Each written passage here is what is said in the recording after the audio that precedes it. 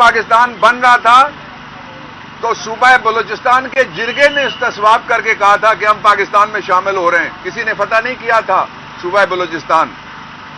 اور جب پاکستان بن رہا تھا تو موجودہ جو جغرافیہ ہے ہمارا، قائد اعظم کے پاکستان والا جو بدقسمتی سے نہیں رہا، ہم نے نتائج نہیں مانے، لیکن موجودہ جغرافیہ کا جو تیسرا یونٹ ہے NWFP، اس وقت جو سن 1900 میں گوروں نے بنایا تھا صوبہ، اس کے اندر ریفرینڈم ہوا. ریفرینڈم میں ایک طرف مہاتما گاندھی اور دوسری طرف قائد اعظم تھے. قائد اعظم نے ریفرینڈم جیتا اور صوبہ سرحد کے اس وقت اور آج KP کے لوگوں نے یہ فیصلہ کیا کہ وہ پاکستان میں شامل ہوں گے.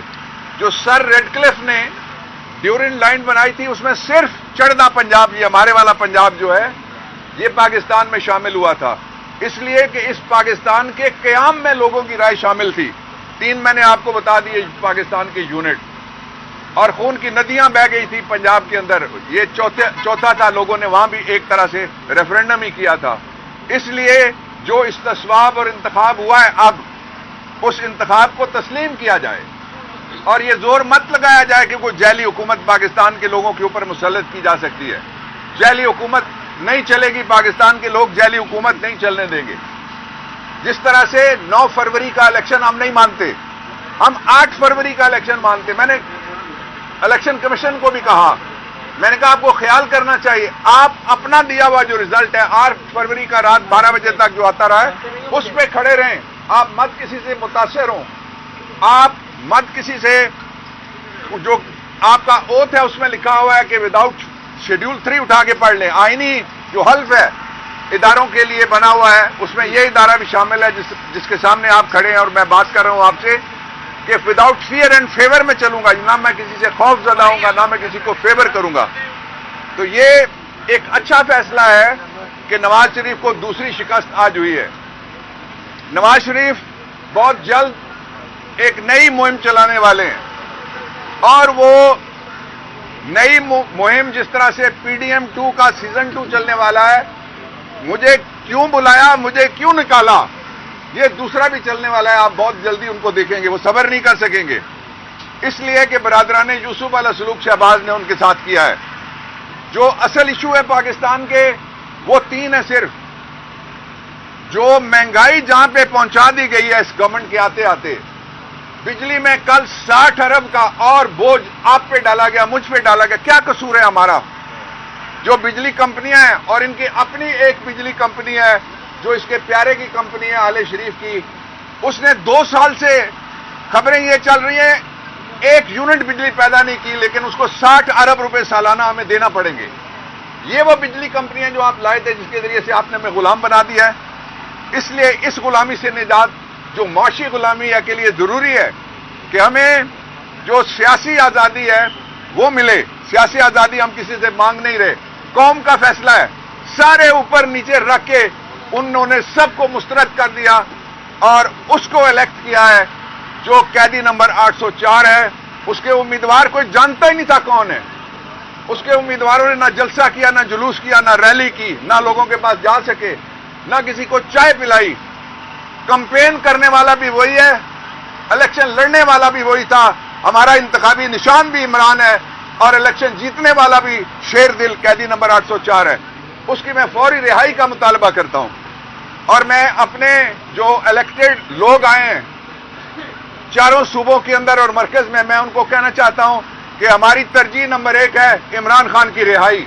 ہماری ترجیح نمبر 2 ہے جو چوری اور ڈاکے سے جو مینڈیٹ تھیفٹ ہوئی ہے اس میں سے اپنی سیٹوں کی واپسی. اور ہماری سب سے بڑی ترجیح یہ ہے کہ پاکستان کے لوگوں کو یہ جو مہنگائی کا جن انہوں نے پھر آنے سے پہلے ہی بے قابو کر دیا ہے، جب بھی آئے گا آل شریف تو ان کی جائیدادوں میں تو اضافہ ہو سکتا ہے، لیکن پاکستان کے لوگوں کے لیے کوئی رعایت کسی جگہ سے اور کوئی آسانی کسی جگہ سے پیدا نہیں ہو سکتی. 2 باتیں اور بڑی امپورٹنٹ ہیں. وہ یہ ہے کہ اگر ہماری سیٹیں قومی اسمبلی میں اور صوبائی اسمبلیوں میں ہمیں دیے بغیر، اسمبلی مکمل کیے بغیر کوئی الیکشن کرایا گیا تو وہ الیکشن آپ یاد رکھیے گا، میں بتا رہا ہوں چیلنج ہو جانا ہے. عوام کی عدالت میں سب سے بڑا چیلنج ہے. اور آج تک کل کسی نے مجھے کسی جگہ پوچھا، صحافی نے، انہوں نے کہا کہ وہ وہ عوامی انقلاب آ گیا ہے، لیکن اس کے نتائج، میں نے کہا جب بھی عوامی انقلاب کے نتائج پہ ڈاکہ مارا جاتا ہے تو بہت گڑبڑ ہوتی ہے. میں بات اگلی کہنا نہیں چاہتا، لیکن میں یہ ضرور کہنا چاہتا ہوں کہ جو پاکستان کے لوگوں کا اگر مینڈیٹ نہ مانا گیا تو اس کے بعد کا انقلاب ہے وہ پھر سارے اس سے ڈریں گے، اس لیے کہ وہ کسی کے قابو میں نہیں رہے گا. بدامنی اور امن کے درمیان جو دیواریں چین ہے، بدامنی کو امن خراب کرنے کی طرف نہیں آنے دے رہی، اس کا نام بھی قیدی نمبر 804 ہے، اس کا نام پاکستان تحریک انصاف، اور وہ ہم ہیں جنہوں نے لوگوں کو یہ بات بتائی ہے اور لوگوں کو سمجھا رہے ہیں آج بھی کہ we believe in constitutional democracy in the country. ہم آئینی جمہوریت پہ یقین رکھتے ہیں، اور آئینی جمہوریت میں ڈنڈا اور روڑا استعمال نہیں ہو سکتا. اس میں جو بیلٹ کی فتح ہے اس کو بلٹ کی فتح میں تبدیل نہیں کیا جا سکتا. اس لیے یہ خطرناک کھیل ہوگا فیڈریشن کے ساتھ، اور یہ خطرناک کھیل ہوگا جس میں سے مائنس کیا جا رہا ہے مائنورٹیز کو.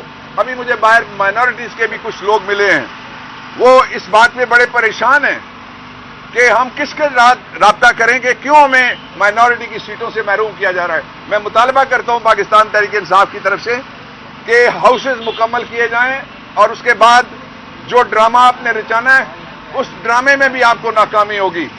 جب تک عمران خان جو اس وقت پاکستان کی، میں پھر مطالبہ کرتا ہوں، کل بھی میں نے کہا تھا کسی جگہ کہ الیکشن کمیشن فوری طور پہ قوم کو بتائے کہ کس پارٹی کو کتنی ووٹیں پڑی ہیں. جس کو پورے پاکستان سے 15 سیٹیں ایکچولی نہیں ملی، آل شریف وہ وزیر اعظم بنے گا. 54 سیٹوں والے کے پاس پریزیڈنٹ ہاؤس چلا جائے گا، اور جن کے پاس کچھ بھی نہیں ہے وہ سارے اقتدار اور اختیار کے سوتوں پہ بیٹھ جائیں گے. یہ پاکستان کے عوام کی مینڈیٹ کی نہیں، اجتماعی شعور کی توہین ہے، اور یہ پاکستان کی تاریخ کی سب سے بڑی شرپسندی ہے.